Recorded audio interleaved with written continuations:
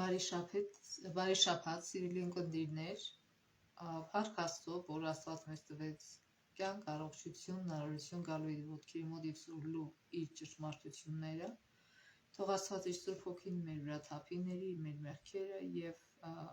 օգնի, որպեսզի ճիշտ հասկանանք, ճիշտ ընկալենք և նաև շնորհք տա, որպեսզի իրագործենք մեր կյանքում Հիսուսի անունով, ամեն։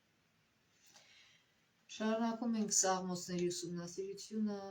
այս եռամսյակում և արդեն հասել ենք դաս 9, որ կոչվում է օրհնյալ է Տիրոջ անունով եկողը։ Այս անգամ մենք ուսումնասիրենք Սաղմոսի այն համարները, որոնք վերաբերվում են Հիսուսի կյանքին և մահվանը և որոնք մարգարեություններ են իրագործված Հիսուսի կյանքում։ Հիշելու համարն է Սաղմոս 118, 22-23 համարները։ Այն քարը, որ շինարարներն անարգեցին, նա դարձավ անկյունակար։ Տիրոջից եղավ այս բանը, զարմանալի է թվում մեր աչքին։ Ուրեմն, երբ որ Քրիստոսը խոսում էր հավատքից, ինքը ասում էր, որ մեր հավատքը ամենաառաջինը պետք է հիմնավորված լինի Աստծո խոսքի վրա։ Ամեն անգամ, երբ որ ինքը խոսում է իր աշակերտների հետ և Էմաուս գնացող աշակերտների հետ եւ այն, ինքը շեշտում էր, բացահայտում էր նրանց, բացատրում էր նրանց իր առաքելությունը, ապացույցներ էր ցույց տալիս նրանց հին Աստվածաշնչից, որտեղ այն ժամանակ չկար նոր Աստվածաշունչը, ցույց էր տալիս այն մարգարեությունները, որոնք իրագործվել են եւ աշակերտների հավատքը եւ նաեւ մեր հավատքը պետք է հիմնավորված լինի հենց դրա վրա։ Առաջինը, այսինքն Աստվածաշնչի վրա, որտեղ ուրեմն Սաղմոսները վկայում են Քրիստոսի անձի եւ ծառայության մասին եւ փրկության ծրագրում նրա աշխատանքի գրեթե բոլոր կողմներն արտացոլված են Սաղմոսներում։ Եվ այս Սաղմոսներում բացահայտված են այնպիսի թեմաներ, ինչպիսիք են Քրիստոսի աստվածությունը, նրա որդի լինելու հանգամանքը, նրա հնազանդությունը, նրա նախանձախնդրությունը Աստծո տաճարի հանդեպ, նրա ինքնությունը որպես բարի հովիվ, դավաճանությունը նրա հանդեպ, տառապանքը, խաչի վրա նրա ոսկորների չկոտրվելը, նրա մահը, հարությունը, համբարձումը, քահանայությունը և թագավորությունը։ Այս ամենը կանխատվել է շատ դարեր առաջ, մինչև Քրիստոսի մարդկային մարմնով երկիր գալը։ Եվ սա է հիմնական ապացույցը մարդկանց հավատքի։ Նիկոդեմոսը, Պողոսը, որ շատ լավ գիտեին Աստվածաշունչը, իրանց հավատքը մեծապես հիմնավորված էր Աստվածաշնչի վրա, որովհետև Նիկոդեմոսը հետևելով Հիսուսի կյանքին, նաև ուսումնասիրում էր մարգարեությունները իր մասին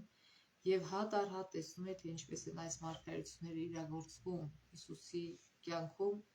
եւ երբ որ Հիսուսը մահացավ խաչի վրա եւ հարություն առավ, ինքը վերջնականապես դարձի եկավ եւ ընդունեց Քրիստոսին որպես Մեսիա, որպես Փրկիչ, որպես Աստծո որդի, որտեղ ինքը տեսավ, որ ամեն ինչ որ կանխասացված էր, մարգարեացված էր, հին կտակարանի մասին տեղի ունեցավ։ Եվ նույնը Պողոսը, երբ որ իր նամակները կարդում ենք, շատ համարներ բերում է հին կտակարանից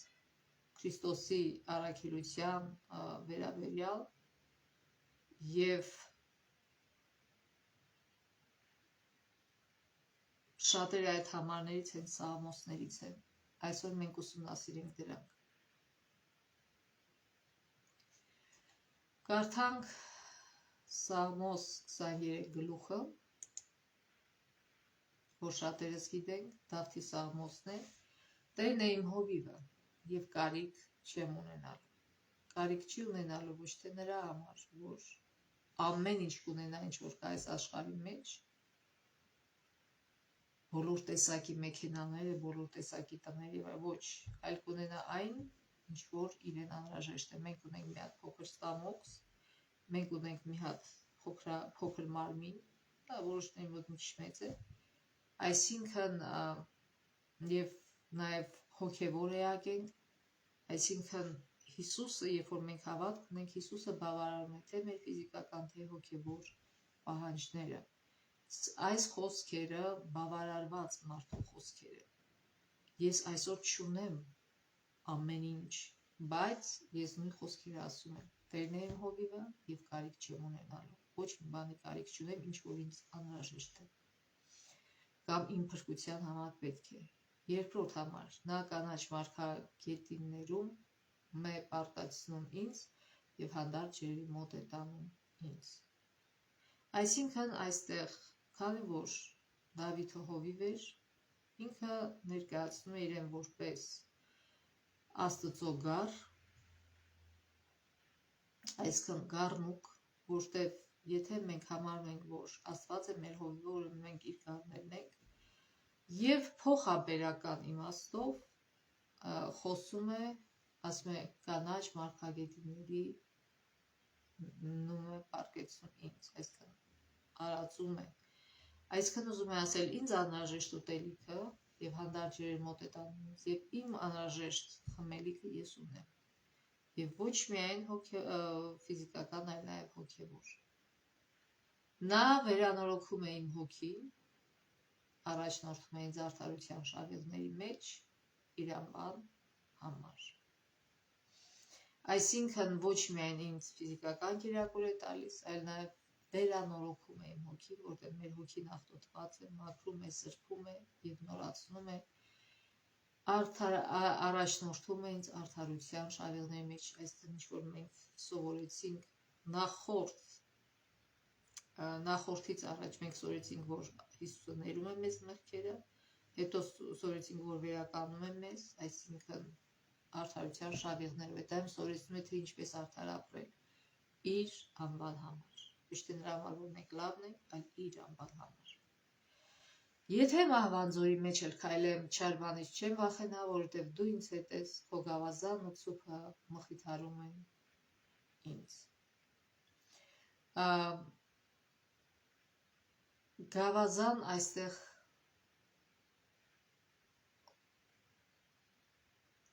հովիվը շատ բաներ անում իր գավազանով։ Եվ դա ոչ թե գառներին պատժելու մի ձև էր, այլ ուղղակի ճանապարհ ցույց տալու ձև եւ իրանց օգնելու ձև։ Երբ որ մենք կարդանք, թե ինչպես են հնում, ինչպես են հովիվները առաջնորդում, ապա կհասկանանք նաեւ գավազանի իմաստը։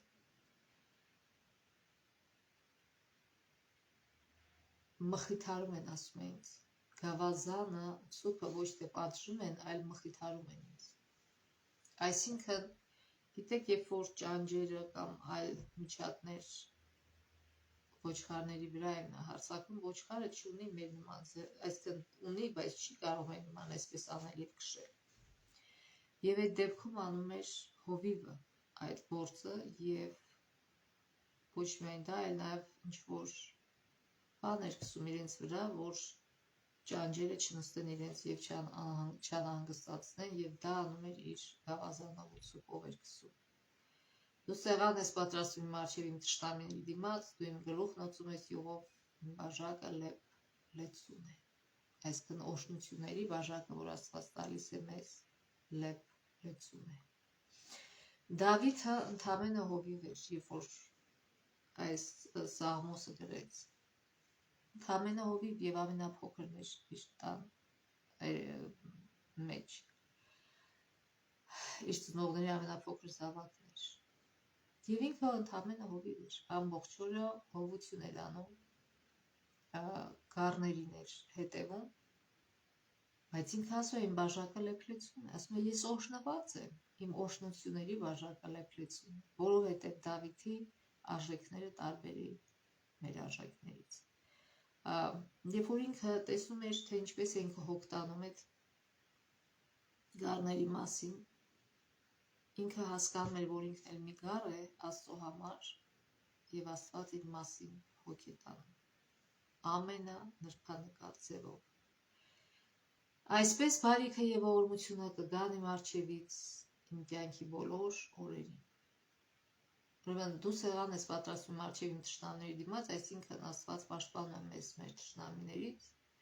մեր թշնամիները տեսնում են մեր բարձրանալը, թե ինչպես է Աստված մեզ օրհնում, դու ասում ես իմ գլուխն օծում ես յուղով, սա Աստծո օրհնությունն է եւ իմ բաժակը լեփլեցում է։ Ուրեմն կապ չունի, թե մենք այս կյանքում ինչ ենք անում, ինչով ենք զբաղված եւ ինչ ունենք։ Եթե մենք Աստված ունենք, եթե մենք հավատ ունենք, եթե մենք հասկանում ենք, որ այդ բոլոր օրհնությունները, թեկուզ մի կտոր հացը, թեկուզ ինչ որ ունենք, գալիս է մեզ որպես Աստծո օրհնություն, որպես Աստծո հոգատարության դրսևորում, ուրեմն մենք չենք վախենա ոչինչ եւ գոհ կլինենք եւ Դավթի պես կփառավորենք Աստծուն եւ կասենք, որ ոչինչ բանի կարիք չունենք։ Եվ վերջին համարը 6 այսպես բարիքը եւ օրհնությունը կգան իմ հետևից իմ կյանքի բոլոր օրերին։ Ինքը հավատում է ոչ թե որ ինքը լավն է դրամ այլ կգա, այլ որտեվ Տերն է հավատարիմ եւ Տիրոջ տանը կբնակեմ ամբողջ կյանքիս ընթացքում, որտեվ Աստված երբ հոգ է տանում, կիսա չի թողնում իր հոգ տանել, եթե մենք չենք բրդում նրան մեզանից, եթե մենք չենք ասում, մենք չենք ուզում քեզ մեր կյանքում, այն ժամանակ արդեն Աստված անելիք չունի մեր կյանքում, եթե մենք բացահայտ ձևով ամեն կերպ ցույց ենք տալի ասում, որ մենք քո կարիքը չունենք, ամբոստանում ենք, չենք ուզում քո ճանապարհներով քայլել։ Եվ նաև Սաղմոս 28:9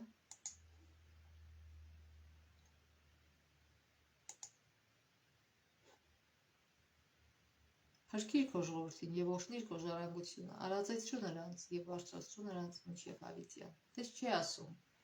իմ ժողովրդին, ասում է քո ժողովրդին, քո ժառանգությունը, դու արածեցրու նրանց։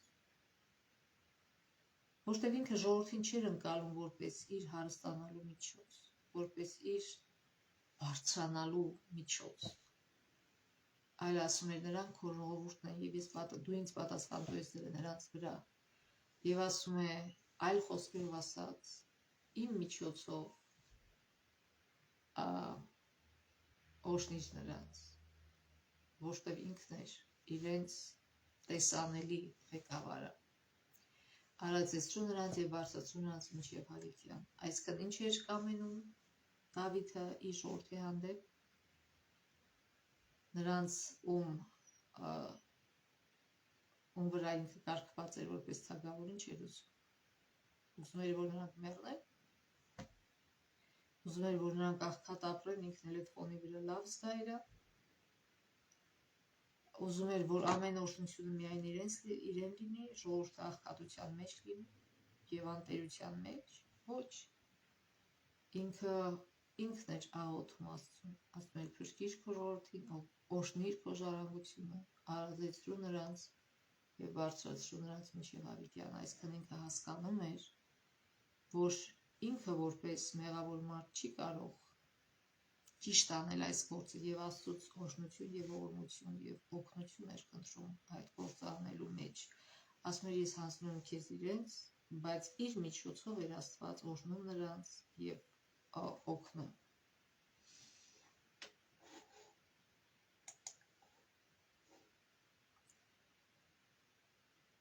Եվ նաև կարդանք Սաղմոս 81-ը, Սաղմոս 80 առաջին համար։ Ով Իսրայելի հովիվա կանչ դու, որ Հովսեփին առաջնորդում ես հոտի պես, այլիր դու, որ նստում ես քերովբեների վրա։ Այստեղ ասում է, որ դու ես առաջնորդում մեր ժողովրդին, այսինքն Հովսեփին նկատի ունի հրեա ժողովուրդը, որ ժամանակ իրաց թագավորն էր։ Ուրեմն Տիրոջ կերպարը որպես հովիվ, իսկ Աստծո ժողովուրդը որպես ոչխարներ, նրա արոտավայրերում ընդգծում է Աստծո առաջնորդություն ու մշտական հոգատարություն իր ժողովրդի հանդեպ։ Աստծուց իրենց բոլոր կարիքները բավարարելու համար։ Ուրեմն այս պատկերը փոխանցում է Աստծո և նրա ժողովրդի մտերմության գաղափարը, քանի որ հովիվներն ապրում էին իրենց հոտերի հետ և հոգ էին տանում յուրաքանչյուր ոչխարի մասին։ Հովի խորհրդանիշն ընդգծում է նաև, որ հոտն Աստծո սեփականությունն է, երաշխավորված երկու ամուր հիմքով՝ արարչագործությամբ և ուխտով։ Աստված մեզ արարել է և մեզ փրկagնել։ Ուրեմն շատ մարդիկ վրդովում են, երբ որ համեմատում են իրենց ոչխարների հետ։ Ոչխարը Աստվածաշնչի մեջ, երբ որ համեմատում է հավատացյալների հետ, ոչ թե այն առումով, որ իրանք խեղճ են և դմբո, չնայած մեղավոր վիճակում մարդիկ իրոք դմբո են, երբ որ մեղքից չեն հրաժարվում։ Ընդհանրապես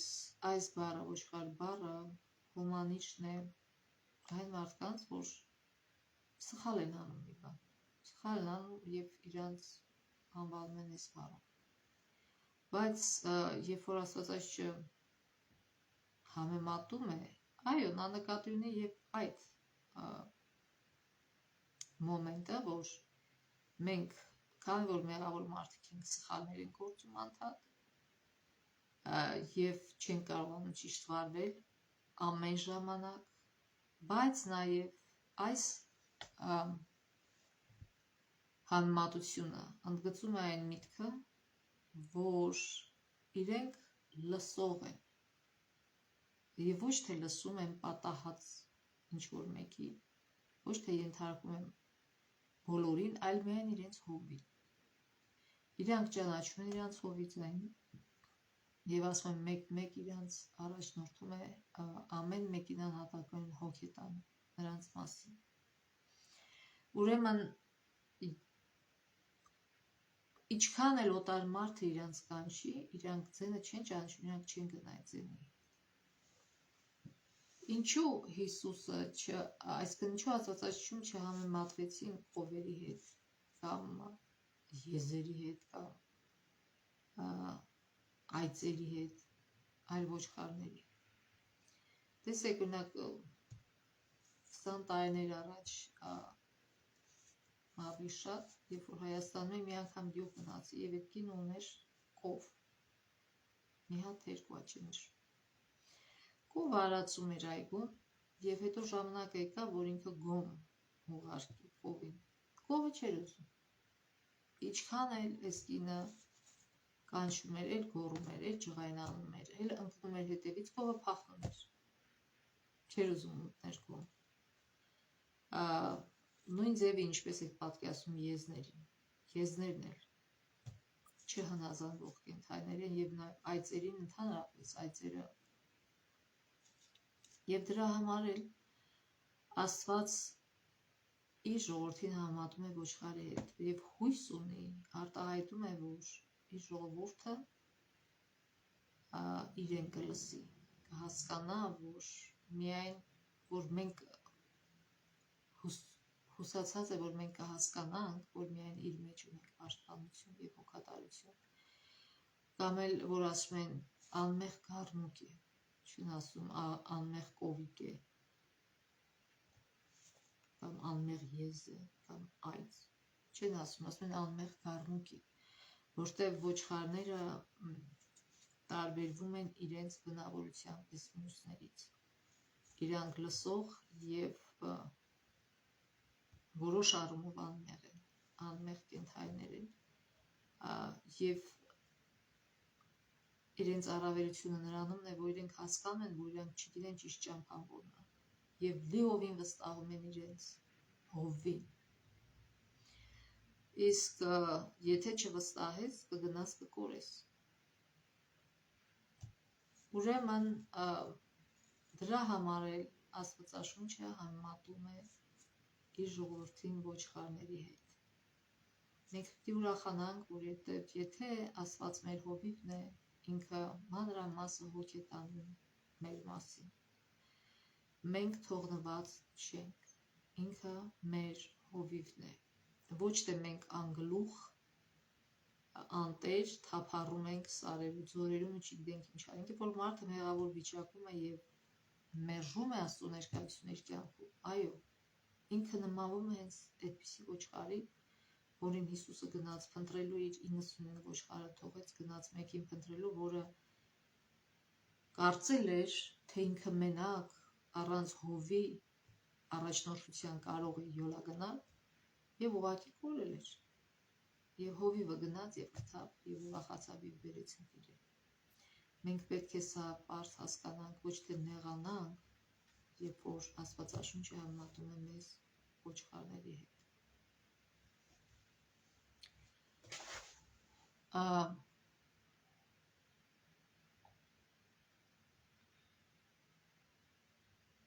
Կարդանք Հովհաննես 10:11-15 համարները, որ խոսքերը օգտագործում է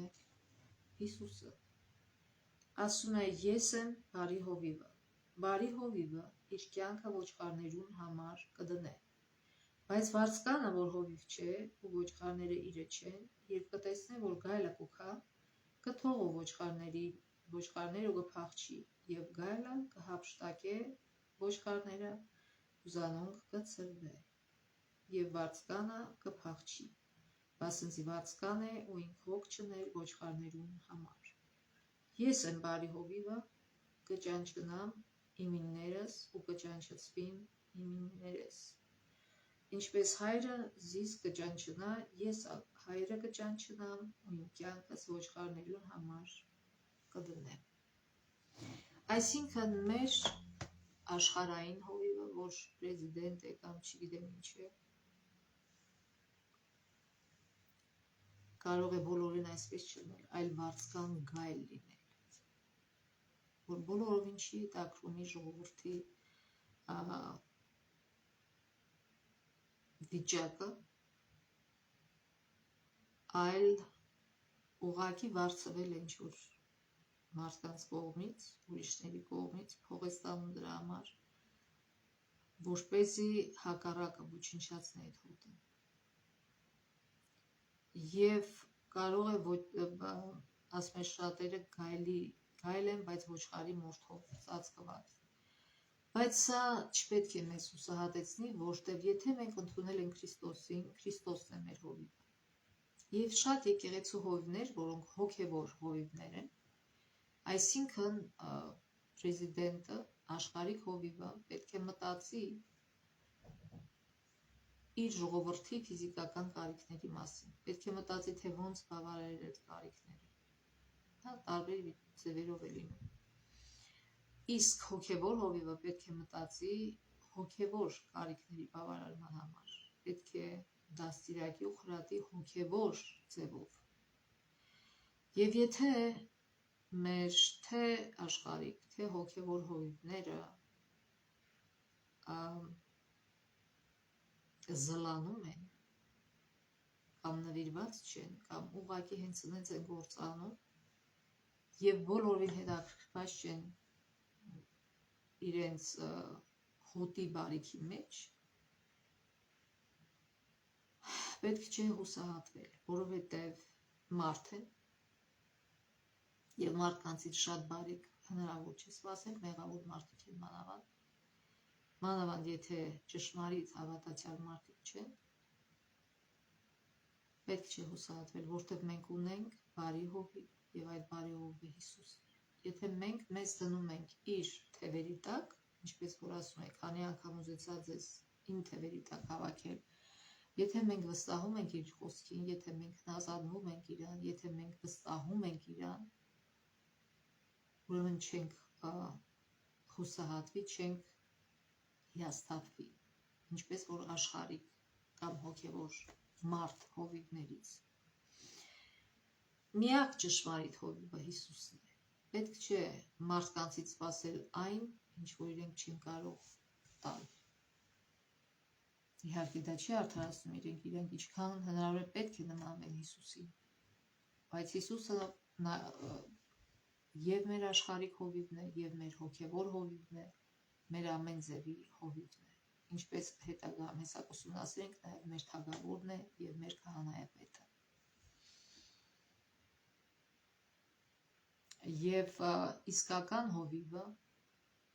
ապրում է իր ոչխարների մեջ։ Հիսուսը չմնաց որպես Աստված եւ փորձեց այդ ձևով փրկել մեզ։ Չէր ստացվի այդպես։ Ինքը եկավ, ինքը դարավ, մեր մարմինը մեղավոր վերցրեց իր վրա, դարավ մարդ եւ այդ ձևով փրկեց, դարավ գառ եւ մորթվեց մեր համար։ Հենց ինքը դարավ գառ, հենց ինքը դարավ մարդ, մեզանից մեկը դարավ եւ այլ ոչ թե ինչ որ մի թագավորական պալատում է, ոնց է գառներս լավ է, հա լավ է, իսկի չգիտել իր գառների, եթե դու քո գառներին թողի գնացել ես, գայլերը, արբուծները, արջերը շրջապատում լիքն են եւ լավ եւ կհոշոտեն, եւ կթալանեն, եւ կուտեն այդ գառներին, բայց հովիվի վեճը չի, որովհետեւ իր սիրտը չի ցավում, ինքը այնտեղ նստած է, որպեսզի ինքը իրան հարստացնի, ինքը իր կարիքները հոգա եւ բոլորին իրան չի հետաքրքրում իր ժողովրդի կարիքները, բայց էլի թեկուզ իրան չի հետաքրքրում, մենք ունենք Հիսուս եւ պետք չէ հուսահատվել եւ հիասթափվել։ Հիսուսը երբեք մեզ չի հիասթափեցնի, ուղղակի մենք պետք է քայլ անենք եւ իրեն ընդունենք որպես մեր հովիվ, որպես մեր առաջնորդ, որպես մեր թագավոր եւ քահանայապետ։ Ուրեմն մեր հովիվը պատրաստ էր եւ մահացավ իր ոչխարների համար։ Ուրեմն սա մի մարգարեություն էր, որ Հիսուսը մեր հովիվն է, հիմա մյուս մարգարեությունը տառապող Մեսիայի մասին։ Սաղմոս 22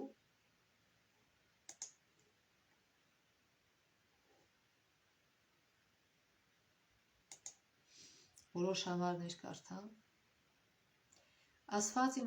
իմ, ինչու ես թողել ինձ, հեռու ես ինձ փրկելուց եւ իմ առաջանքի խոսքերից։ Սա Հիսուսի խոսքերն էր, երբ որ ինքը ասեց խաչի վրա։ Եվ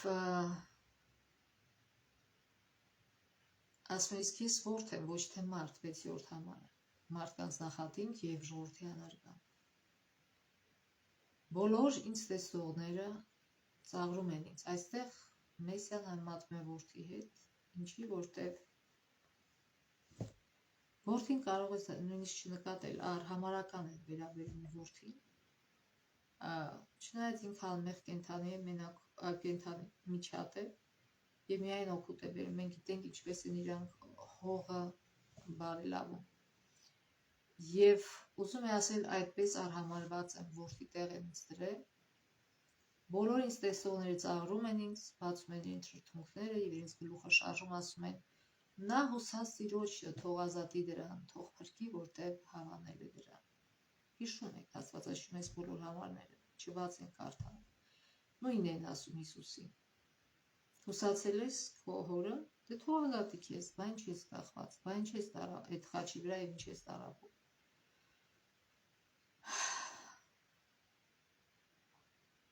Եվ ասում է 12 համարում բազմաթիվ ցուլեր շրջապատեցին ինձ եւ վասանի ուժեղ եզները պաշարեցին ինձ, իրենց բերանը բաց արեցին ինձ վրա, փոշոտող եւ մռնչացող առյուծի նման։ Սա այլաձևորեն խոսում է այն մարդկանց մասին, ովքեր շրջապատել են Հիսուսին իր քաջալերության ժամանակ, իր կյանքի ժամանակ։ Այսինքն այն մարդիկ, ովքեր ուղղակի հոշոտում էին Հիսուսին։ Դա քահանապետներ, դա քահանաներն էին, փարիսեցիներն էին, հռոմեացի զինվորներն էին, Պիղատոսներ եւ այլն։ Եվ ինքը եւ այստեղ դրանք կոչվում են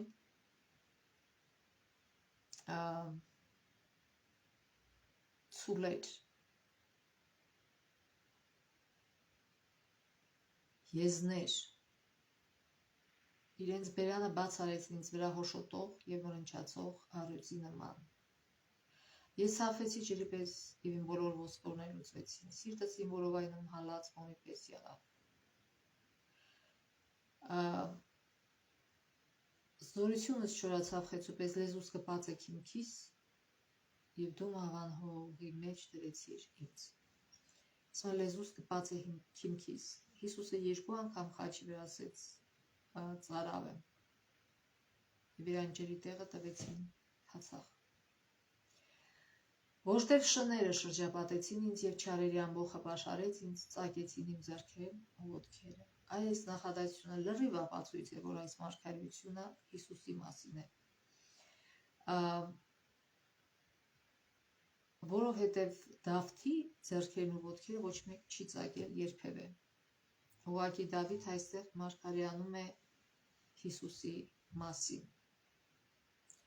Ես հաշվում եմ բոլոր ոսկորներս, նրանք նայում են ինձ եւ դիտում են ինձ, շորերս բաժանում են իրար մեջ եւ վիճակ են գցում պատմությանից վրա։ Հիշում եք,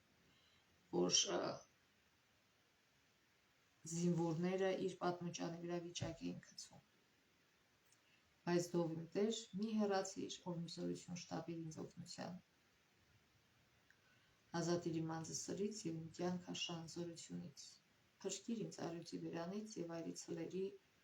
եղջյուրներից եւ պատասխանիր ինձ։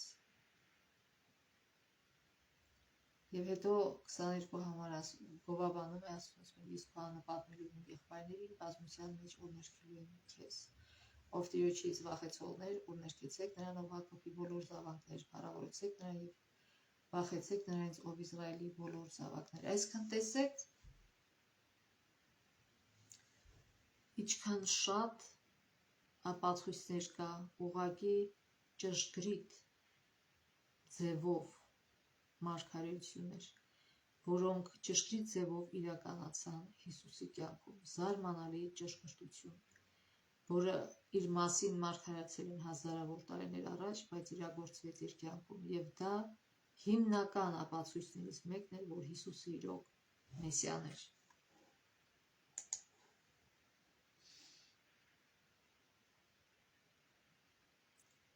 Ուրեմն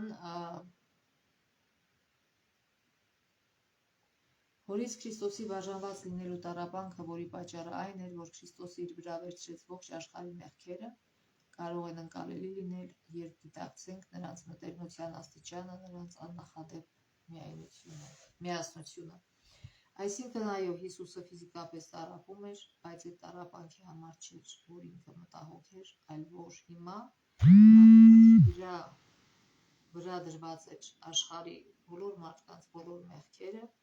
դա բաժանում էր իրեն Աստծուց, ինքը երկրորդ մահով էր մահանում, տանջալից մահով, որոնք պիտի մահանան նրանք, ովքեր չեն ընդունի իրեն որպես փրկիչ կամ չեն ընդունել իրեն որպես փրկիչ։ Այդ ժամանակ, երբ որ ինքը մահանում էր, ինքը չէր մտածում այն մասին կամ չէր հիշում տառապանքների մեջ էր, Աստված զրկել էր իրեն իր ներկայությունից։ Այդ ժամանակ դու չես կարող հիշել ոչ մի բան, որ գրված է, որ ինքը ինչպես ինքն էր ասում, չէ, երրորդ օրը պիտի հարություն առներ։ Այդ ժամանակ ինքը կարծում էր, որ ինքը հավիտյան է մեռնում, որտեղ ինքը երկրորդ մահով էր մեռնում։ Այսինքն ինքը պատրաստ էր վերջնականապես իրեն զոհել կյանքից, ինքը լինելով կյանք, զրկել ինքն իրեն կյանքից, միայն թե մենք հաշտվենք իր հոր հետ եւ չկորենք գնանք, այլ հավիտյան ապրենք իր հոր հետ, նորից վերադառնանք դեպի երանելի կյանքը, որի համար մեզ ստեղծել էր Աստված։ Այսպիսի սիրող Աստված մենք ունենք, որ պատրաստ էր իր կյանքը զոհաբերել եւ զոհաբերեցել, որտեղ ինքը հավիտյան մնալու է մարդ, մեր մարդկային մարդ է մնալու ինքը հավիտյան, ինքը էլ եւ դրա համար է գրված, որ իր հայրը իրեն նորից սարքեց թագավոր, որտեղ ինքը մարդ դառնալով զրկվել էր դրանից։ Այսինքն ինքը մնալու է հավիտյան մեր նման, մարդ է մնալու որպես, նաև լինելով մեր թագավորը եւ քահանապետը, մերոնցից է մնալու։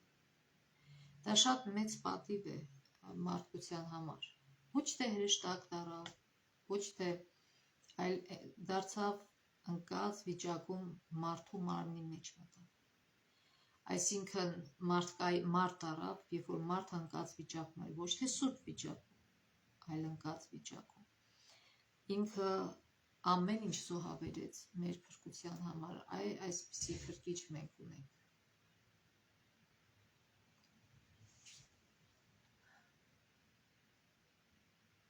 White դարերի փափագում գրում է. Քրիստոսի վրա որպես մարդու փոխանորդի եւ երաշխավորի դրվեց մեր ամենքիս անօրենությունը,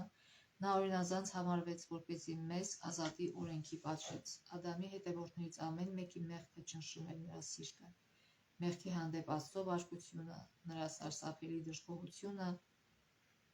անօրենության պատճառով ահով էին լցնում նրա որդու հոգին։ Հետ 753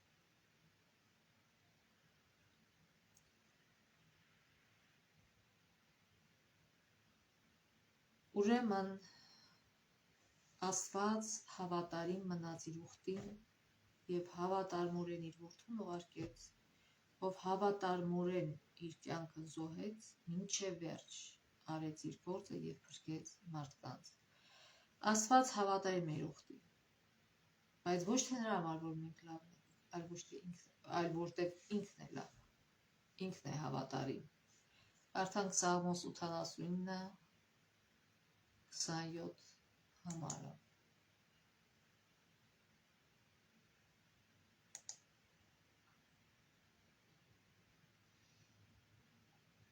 Ասում է, և ես առաջնեկ պիտի դարձնեմ նրան երկրի թագավորներից ավելի բարձր։ Իմ ողորմությունը հավիտյան պիտի պահեմ նրա համար, և իմ ուխտը նրա հետ հաստատ պիտի լինի։ Եվ ես հավիտյան պիտի հաստատեմ նրա սերունդը և նրա աթոռը, ինչպես երկնքի օրերը։ Այսինքն խոսքը ստեգնում է ոչ թե Դավթի մասին, այլ Հիսուսի մասին, որ Դավթի շարավերից էր։ Ասում է, ինչպես երկնքի օրերը, այսինքն հավիտյան կլինի Հիսուսի թագավորությունը։ Եվ նաև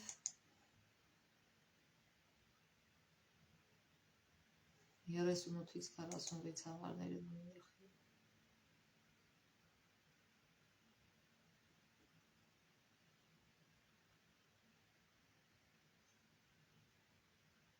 որտեղ նկարագրվում է, ինչպես Աստված թողեց, բարկացավ և թողեց թշնամիները հարձակվեն և գրավեն, բայց 43 համարը ետ դարձրիր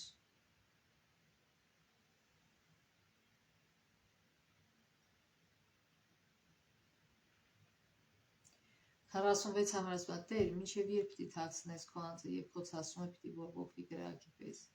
Հիշիր իմ կյանքն ինչ անցավոր և ինչ ունայնության համար ստեղծեցիր մարդկանց բոլոր որդիների։ Ուրեմն այստեղ մեր անօրենությունների համար շատ հաճախ Աստված ջղայնանում է, բայց նորից պետք չէ հուսահատվել, այլ ուղղակի ապաշխարել և կանչել ու խնդրել նրան, որ Աստված իր ողորմությունը վերադարձնի, որտեղ ինքը հավատարիմ է, որ երբ որտեղ խոսք է տվել եւ կատարում է խոսքը, որ երբ որ մենք ապաշխարում ենք, թողնում ենք մեղքը եւ հեռանում ենք Աստծո ողորմությունը, ներկայությունը վերադառնում է մեզ։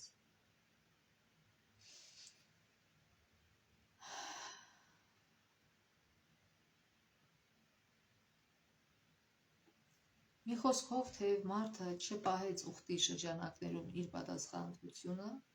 ժողովուրդը հիմնվում էր Աստծո ամփոփող նպատակների խոստման վրա, որոնք իրականանալու էին Մեսիայի միջոցով, որը մարմնավորում է Իսրայելի և ամբողջ աշխարհի արդարություն ու փրկությունը։ Ի վերջո Աստված կհաղթի և նրա հավերժական թագավորությունը կհաստատվի հավիտյան, բայց միայն Հիսուսի շնորհիվ և ոչ Աստծո ժողովրդի շնորհիվ։ Ինչքան էլ որ Իսրայելը հեռացավ Աստծուց, բայց հետո մնացորդը ապաշխարեց և ետ եկավ, ինչքան էլ որ հեռանում էին, միևնույն է մնում էր մի մնացորդ, որը ոչ թե անմեղ էր, հիշենք սա, այլ որը ապաշխարում էր և խնդրում էր, որ Աստծո բարկությունը իջնի, և այդ ապաշխարող մնացորդի պատճառով Աստծո ողորմությունը իջնում էր և Աստված նորից ներկա է լինում իր ժողովրդի կյանքում։ Այսինքն, չնայած որ մենք անընդհատ խախտում ենք մեր Աստծու հետ, բայց Աստված իր ուխտը մեզ հետ չի խախտում, որովհետև ինքը ողորմած եւ գթած Աստված է եւ սիրում է ողորմալ։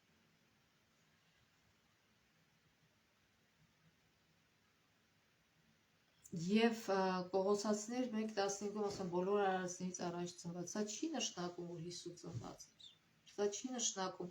այստեղ առաջնի նկատի ունի ոչ թե որ ինքը առաջին էր երեխաներից, այլ հնում առաջնեկը ստանում էր մեծ մասը ժառանգության եւ դառնում էր այդ ցեղի առաջնորդը, հոգևոր առաջնորդը։ Այդ իմաստով է այստեղ գրված, որ Հիսուսը մեր հոգևոր առաջնորդն է, ինքը առաջնեկն է, ինքն է ժառանգը եւ նրա միջոցով մենք ժառանգ ենք դառնում։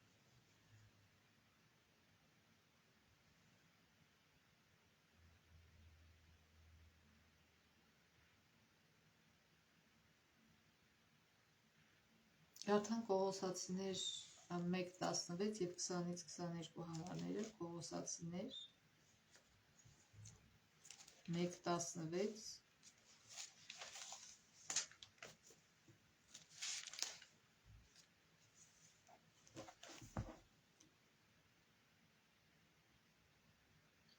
Բացը ձերանով ամեն բան ստեղծվեցավ, ինչ որ երկինքն է ու ինչ որ երկրի վրա կա, անոնք որ կերևնան եւ անոնք որ չեն երևնար, թե աթոռները, թե տերությունները, թե պետությունները, թե իշխանությունները, բոլոր բաները անոր ու անոր համար ստեղծվեցան։ Անոր նշանակում է Հիսուսի համար, նրա համար։ Ամեն ինչ որ երևույթ տեսնում ենք եւ չենք տեսնում, ինչ որ կարող ենք տեսնել եւ ինչ որ աներևույթ է։ Եվ նաեւ 20-22 համարները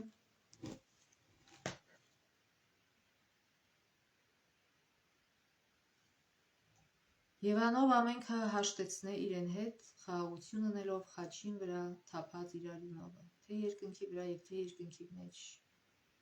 եղողները։ Եվ ձեզ ալ որ ատեն օտարացած եք փուչար գործերով թշնամիներ ձեր խորհուրդներով, հիմա հաշտեցուց բուն իր մարմնովը մահվամբ, որպեսզի ձեզ անոր առջև սուրբ ու անբիծ եւ անարատ կայնեցնե։ Այսինքն այս առումով առաջնորդի առումով էր Հիսուսը որ կոչվում էր առաջնորդ, ոչ թե ինչ որ ժամանակ ինքը չի եղել, բայց հետո եղել է, ոչ։ Ինքը Աստված է, ինքը միշտ է եղել եւ իր հոր հետ ստեղծել է եւ ինչպես Կողոսացիս գրքում ասում է նրանով եւ նրա համար ստեղծվեցին։ Ուրեմն չշփոթենք այս խոսքերը։ Հիսուսի դեպքում այս դիտխոս, այսքան առաջնեկը նշում է նրա հատուկ պատիվը եւ իշխանությունը։ Աստված Հիսուսին գերագույն թագավոր դարձրեց ողջ աշխարհի վրա, երբ նրան հարություն տվեց մեռելներից։ Հիսուսը նաեւ մեր հավիտյան թագավորն է անգերազանցելի զորությամբ։ Կարդանք Սաղմոս 2-ը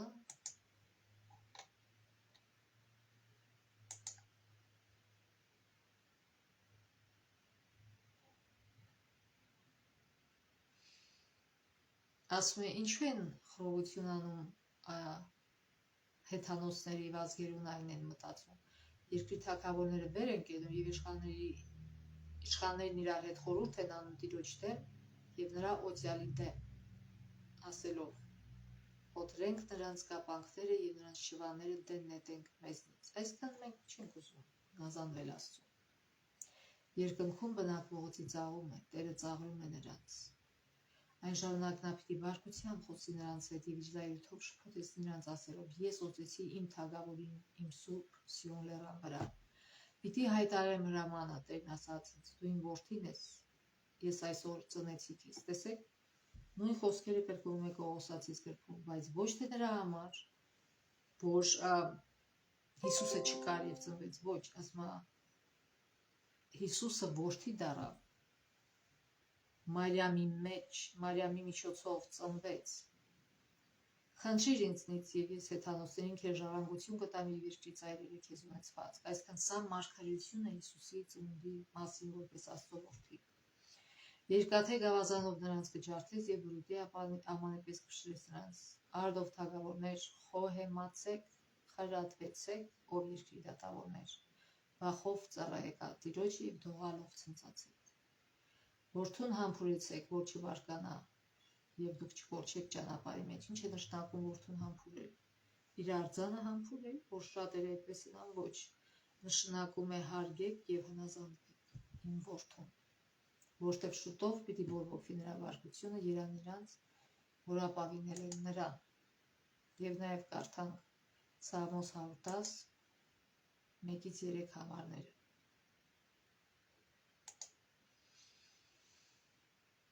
Տերն իմ Տիրոջն ասաց, նստիր իմ աջ կողմը, մինչև որ քո թշնամիներին քո ոտքերին պատվադան դարձնեմ։ Տերը Սիոնից կուղարկի քո զորության գավազանը, տիրիր քո թշնամիների մեջ, քո ժողովուրդը զորությանը, օրը հոժարկանքով պատրաստ կլինի սրբության զարդարանքով, աշխարհույսի արգանդից քո մանուկները քեզ համար ցողի պես կլինեն։ Այսինքն խոսքը ստե գնում է ոչ թե Դավթի մասին, այլ Հիսուսի, որտեղ ինչ է ասում, Տերը իմ Տիրոջը ասաց, երկուսն էլ մեծատառ են։ Այսինքն Հայր Աստված ասաց որդի Աստվածին, նստիր իմ աջ կողմը, մինչև քո թշնամիներին քո ոտքերի պատվանդան դարձնեմ։ Այսինքն Հիսուսը, երբ որ համբարձվեց երկինք, նստեց իր հոր կողքը, իր հոր աջ կողմն է հիմա, որպեսզի մեր համար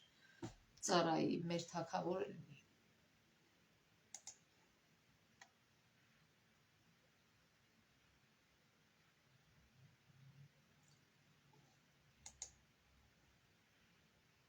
Եվ 5-6 համարները մեր Սաղմոսի ասում են, Տերը քո աջ կողմում են, նա իր բարկության օրը կջարդի թագավորներին, նա կդատի հեթանոսներին, մեռելներով կլցնի երկիրը եւ շատ երկրների մեջ կջարդի գլուխներ։ Այսինքն վերջը Աստծո դատաստանը իրականանալու է։ Ինչքան էլ որ մենք չհավատանք, չուզենք, կամ միևնույն է իրականանալու է։ Երբ Աստված ներկայացնում է որպես Մեսիայի հայր, մատնանշվում է թագավորի թագադրումը եւ թագավորն ընդունվեց Աստծո օգտի մեջ։ Այսինքն Սաղմոս 2:7 համարը կանխատեսում է Քրիստոսի հարությունը եւ բարձրացումը։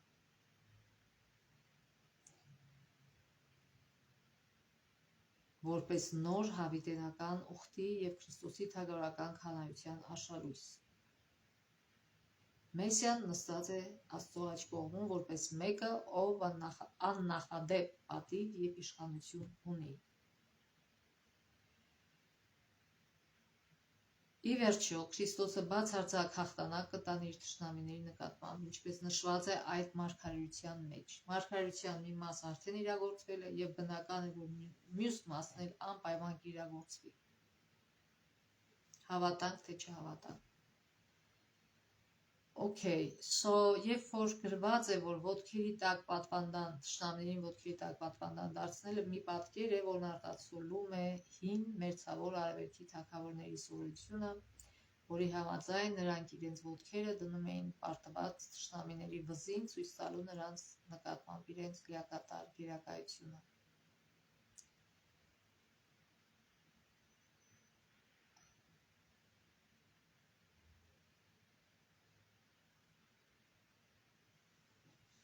Նույնիսկ ամբարիշտ թագավորներին է հնարավորություն տրվում ապաշխարելու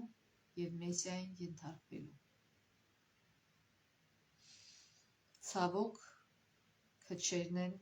այդ հնարավորությունը օգտագործում։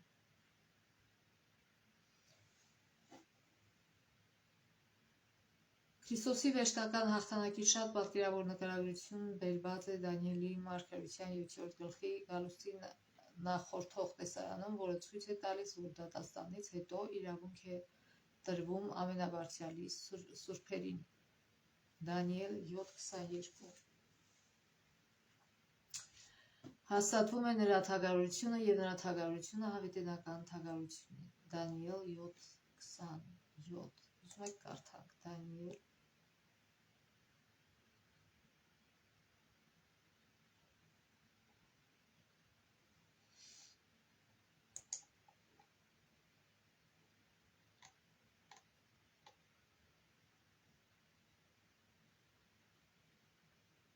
7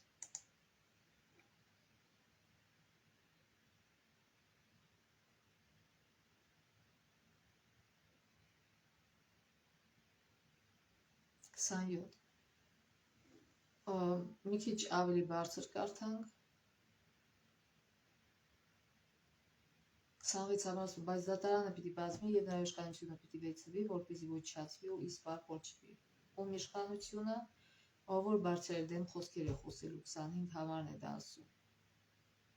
Ասում է 25 համար ասում է եւ բարձր դեմ խոսքեր է խոսելու, հյուծելու է ամենաբարձրի սրբերին եւ մտածելու է ժամանակների օրենքները փոխելու մասին, եւ դրանք մի ժամանակ, երկու ժամանակ եւ կես ժամանակ նրա ձեռքը պիտի մատնվեն, բայց դատարանը պիտի բազմի եւ նրա իշխանությունը պիտի վերցվի, որպեսզի ոչնչացվի ու իսպառ կոչի։ Թագավորությունը, իշխանությունը եւ ամբողջ երկնքի տակ եղող թագավորությունների մեծությունը ամենաբարձրի սրբերի ժողովրդին պիտի տրվեն, նրա թագավորությունը հավիտենական թագավորություն է, այսինքն Հիսուսի եւ բոլոր իշխանությունները նրան պիտի ծառայեն եւ հնազանդվեն։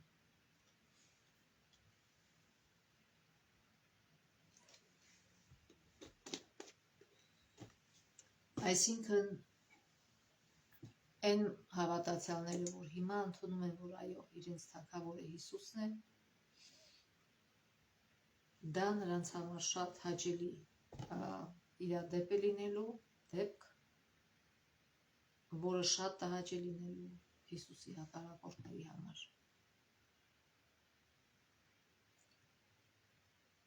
Օրհնություն է խոստացվում բոլոր նրանց, ովքեր վստահում են թագավորին,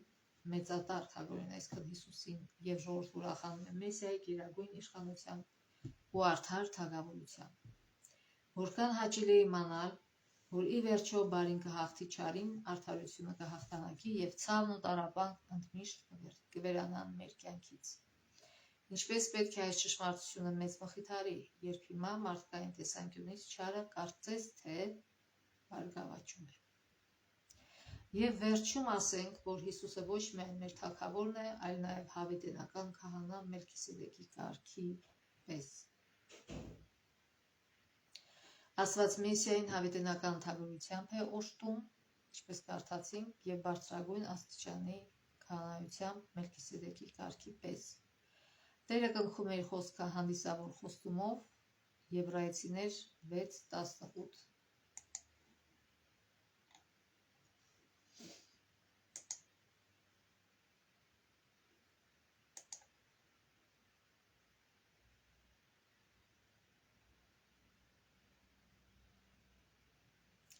Որպեսզի երկու անփոփոխելի բաներով, որոնք ցույց են տալիս, որ անհնար է Աստված սուտ խոսի, մենք հաստատուն մխիթարություն ունենանք,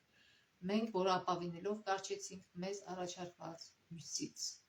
որը մեզ համար հաստատուն եւ անշարժ խարիսխ է, որ թափանցում է վարագույրից ներս, որտեղ մեզ համար մտավ նախակարապետը Հիսուսը, ըստ Մելքիսեդեկի կարգի հավիտենական քահանապետ դարձած։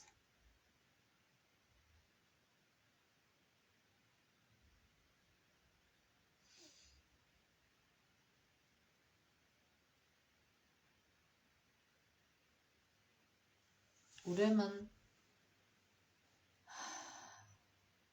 Աստծո երդումը, որ անպայման մեզ կատարյալ քահանա կտա, նրա շնորհի նշանն է։ Մարդկանց մեղքերն ու բացահայտ ապստամբությունները մշտապես դրդում են, որ Աստված լքի ժողովրդին, սակայն նրա երդումն անփոփոխ է եւ երաշխավորում է Աստծո ողորմությունը, չեղյալ համարելու իր դատաստանը զղջացող ժողովրդի հանդեպ։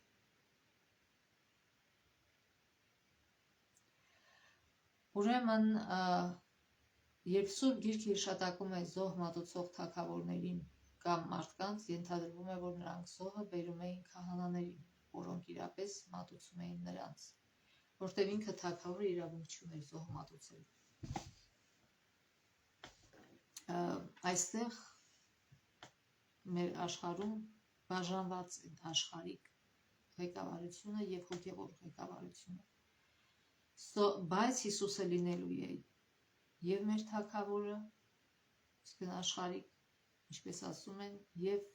մեր քահանապետը, հոգեվոր առաջնորդը։ Եվ ֆիզիկական առաջնորդը կլինի, եւ հոգեվոր առաջնորդը։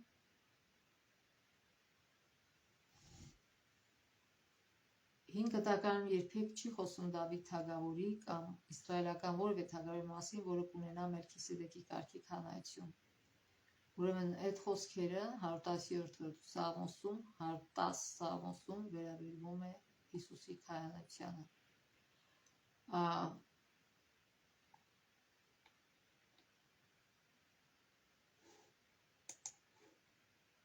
Կարդանք այդ համարները։ Սաղմոս 110։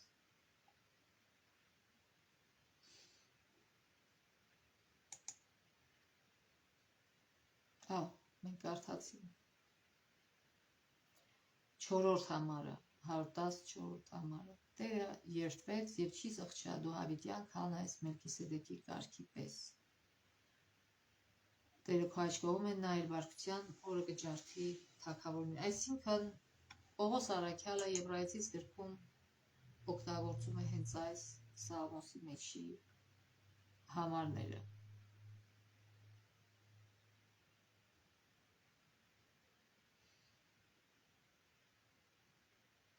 Կարդանք Եբրայեցիներ գրքի 7 գլխի 7 գլխի 20-ից 28 համարները Եբրայեցիս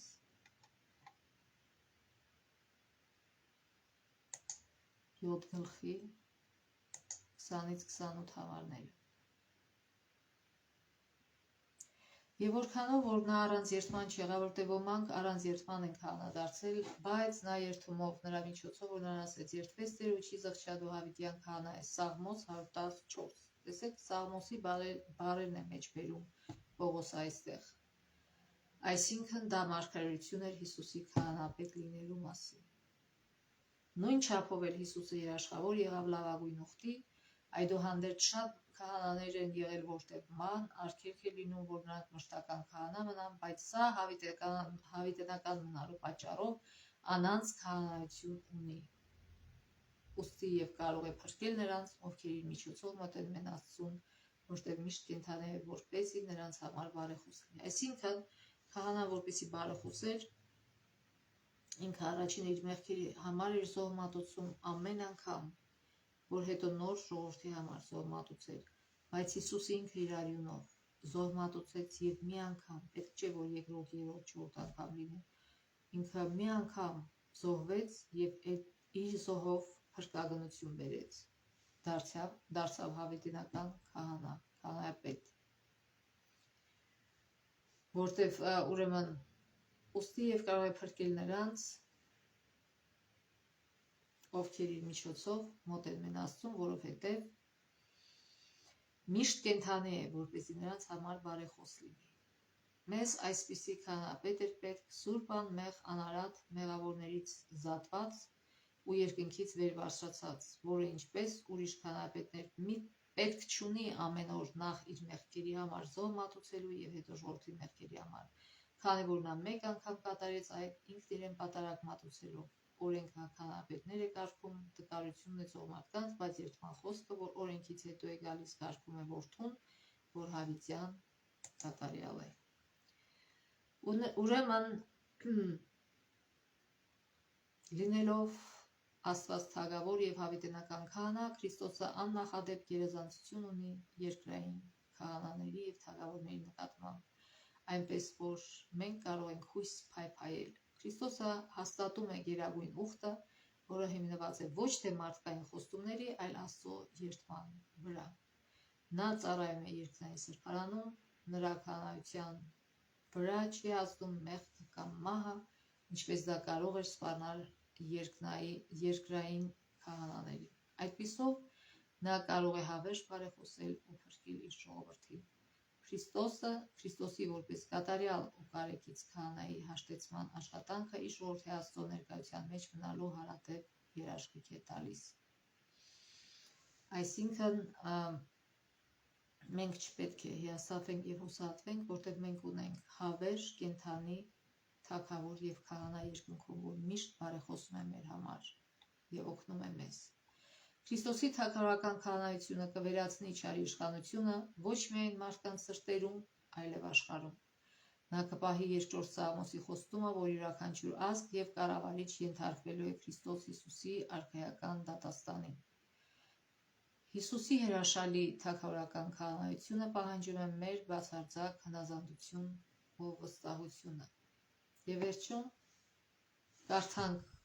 Էլեն Ուայթի Դարերի փափագ գրքից 19-ից 26 էջերի զետեղված մասը, Աստված մեզ հետ գլուխը։ Այսինքն, եթե ունեք, կարող եք այդ ամբողջ գլուխը կարդալ, մենք այստեղ ընդամենը մի դրվագ կարդանք։ Հիսուս Աստված է մեզ հետ։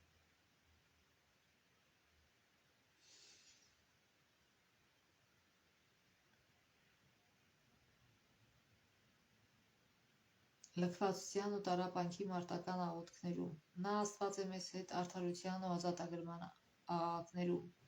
Հիսուսն Աստված է մեզ հետ, ով չի թողնում մեզ մեր կորստի և հուսահատության մեջ, այլ ցույց է տալիս հաղթական հավատի ճանապարհը։ Նա մեզ համար հավիտենական քահանա ու թագավոր դարձավ, որ փրկի մեղքի հավիտենական կործանումից։ Քրիստոսի Դավթի ճյուղի կատարյալ թագավորի մեջ Աստծո բոլոր հանդիսավոր խոստումները, որ վերաբերում են փրկությանը, իրենց իրականացում են գտնում։ Իր մարդկային բնությամբ Քրիստոսը միացավ մարդկությանը, իր աստվածային էությամբ նա կապված է Աստծո գահի հետ։ Որպես մարդու որդի նա մեզ հնազանդության օրինակ ցույց տվեց, որպես Աստծո որդի նա մեզ զորություն է տալիս հնազանդվելու։ Քրիստոսն է, որ Քորեբ սարի վրա թփի միջից խոսեց Մովսեսի հետ ասելով. Ես եմ, որ եմ։ Այսպես ասա Իսրայելի որդիներին, ինձ ես եմ ուղարկեց ձեզ մոտ։ Սա Իսրայելի ազատագրման երաշխիքն էր։ Ուստի երբ նա եկավ մարդկանց նման լինելով, իրեն հռչակեց ես եմ, և դրա համար էին ուզում իրեն քարկոծել և սպանել։ Բեթլեհեմի մանուկը հես ու խոնարհ փրկիչը Աստված էր, որ հայտնվեց մարմնում, ինչպես գրված է առաջին Տիմոթեոս 3:16-ում։ Եվ նա ասում է մեզ. ես եմ բարի հովիվը, ես եմ կենդանի հացը, ես եմ ճանապարհը, ճշմարտությունը և կյանքը։ Ամեն իշխանություն ինձ տրվեց երկնքում և երկրում։ Ես եմ ամեն մի խոստման գրավականը։ Ես եմ։ Մի վախեցեք։ Թող Աստված մեզ օրհնի, որպեսզի այս խոսքերը տպվեն մեր մեջ, որպեսզի գալիք շաբաթվա ամեն օր մենք հիշենք, որ մենք ունենք աննախադեպ, հավիտենական, թագավոր, քահանա, հովիվ, որը երբեք մեզ չի թողնում, եթե մենք չթողնենք իրեն։ Թող այս միտքը թույլ տա մեզ, որ մենք նկատենք մեր կյանքի բոլոր օրհնությունները և փառք տանք Աստծուն դրա համար, և գովաբանենք Աստծուն դրա համար և կիսվենք ուրիշների հետ, թե ֆիզիկական, թե հոգևոր օրհնություններով, այլ ոչ թե դրանք թողած, չնկատելով դրանք, ընկնենք ինչ-որ մի նյութական բարիքների հետևից, որոնք ոչ ուրախություն են մեզ պարգևելու, ոչ էլ ինչ-որ բան են ավելացնելու մեր կյանքում։ Թող Աստված օրհնի մեզ պարզ միտք տա, ամուր հավատք, որպեսզի մենք այս մյուս շաբաթվա մեջ իր անունը օրհնենք և բարձրացնենք մեր կյանքով, գործերով, խոսքերով։ Մինչև հաջորդ շաբաթ, Աստծո ողորմությամբ։